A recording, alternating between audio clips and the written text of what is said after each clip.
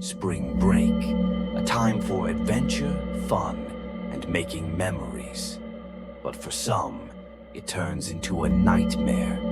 These three true stories will make you think twice before planning your next getaway. In 2019, a group of college friends traveled to Cancun, Mexico for a week of partying. Among them was 21-year-old Lisa Reynolds.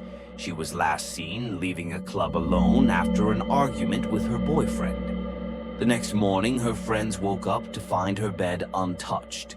Calls went straight to voicemail. They searched the resort, the nearby streets, even the beach. But Lisa was gone. Days later, security footage surfaced. At around 3:30 a.m., Lisa was seen getting into a white taxi. But something was wrong. The driver never looked at her, never spoke. He drove away and Lisa was never seen again. The police found the abandoned taxi a week later, her phone inside, shattered. The driver was never identified.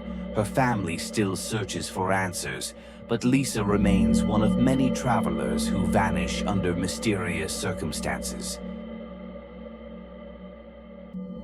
In 2015, 4 friends decided to avoid the usual beach trip and instead rented a secluded cabin in Tennessee. The first few nights were peaceful until they heard knocking on the windows. At first, they laughed it off, thinking it was an animal. But then they saw them, figures standing at the tree line, motionless, watching. One night, they woke to loud banging on the front door.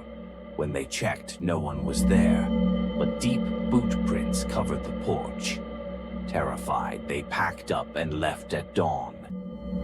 Days later, the rental owner called. "You left in a hurry," he said. "Did something happen?" Then he dropped a bombshell.